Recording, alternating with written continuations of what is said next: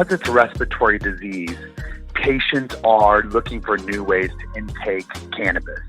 This gives an opportunity for the patients to try new ways, and one of those is edibles. And we are seeing our sales dramatically rise. And I think that part of that is that people are being more cautious of smoking, inhaling smoke, and it's one way that they can get that cannabis, but they are not tapping their lungs.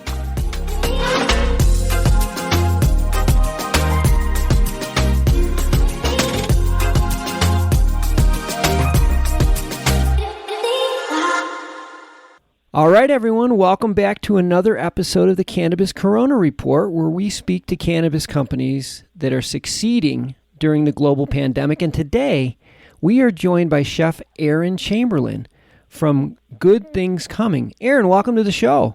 Thank you so much. I'm excited to be part of it. Well, I am just going to jump right into this with you, Aaron, because how does a third-generation restaurateur, a chef who's worked at some of the finest restaurants in New York, San Francisco, Boston, LA, how do you end up as a CEO and head chef of a cannabis company? Well, it's interesting. So I have owned restaurants, multiple restaurants for 10 years. And after having some success, I had a few issues and I went to see a doctor, and the doctor recommended that I use cannabis. Once he gave me that advice and I started to apply cannabis in a different manner in my life, it improved my life tremendously. So that was my first thing that I was like, wow, I'm actually looking at this as medicine and as a different agent than I had in the past. And I was able to get off any medication I was on. And that was my first thing that I was like, wow, this is really amazing. Then what happened is that I was looking to invest in a bigger margin industry. Everyone knows that restaurant business is a very small margin business, and I was looking to invest in cannabis. And I was lucky enough to meet the owner of Copper State Farms, and they were in the middle of starting their company, and they were building this big state-of-the-art kitchen. And I realized that my in was in the cannabis edible company, and we partnered up and we created Good Things Coming, and it's been great. Yeah, I'd say. I know I read on your website about some of the other edible companies. I know that they use a lot of artificial ingredients and high fructose corn syrup, but you take a different approach, right? Yes, very much. I take the same approach as I did in my professional kitchens, highest quality ingredients. You have a bigger margin, so you can use higher quality ingredients, whereas in a restaurant, it's harder to do that because your margin's so small. Oh. And so I knew that I could bring my expertise to Good Things Coming. And so everything we use, I mean, our brownies are made with Lorona chocolate. Our berry cherry is made with fresh frozen cherries. Nothing's coming from a packet. Our sugar is organic. Everything is the highest quality. And you can tell when you eat them because the flavor is so much better than anything else out there I've tasted. Yeah, and I saw you also source a lot of your local produce and right there, so it's on time. Yeah, the kitchen's next to the farm in Snowflake, Arizona.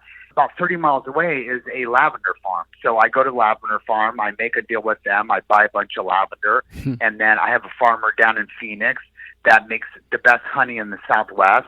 Arizona's known for citrus, so we grow citrus. And so I'm like, well, we're going to make a product that's actually a truly Arizona product that's going to have local honey, local lavender, and local citrus. And that was how I created the hard candy, and that flavor combination was because of the resources we had around us.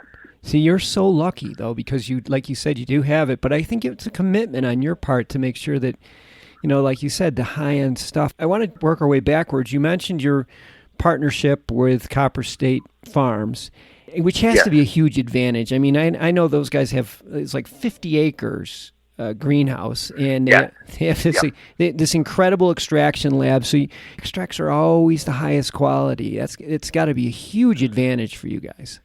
It is, you know, and it's so interesting because I came from the chef world, not the cannabis world. And when I partnered with them, I didn't even realize how lucky we were because we have huge grow literally right next to us. And then it goes from the grow to the extraction We have literally labs on site and then the kitchen. So it's all right there. So, some of my peers in the industry, they have to wait all this time for testing, and they have to wait all this time to buy the distillate and find the right distillate. And we are so fortunate that everything is right there. And like, we have an endless supply of distillate.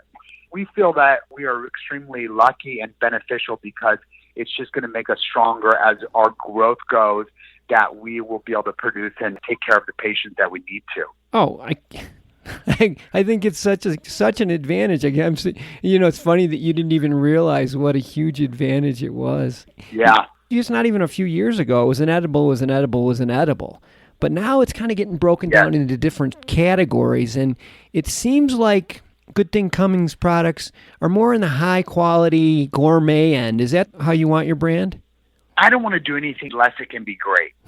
And so that's my approach to the beginning. So I want the best flavor. I want the best product.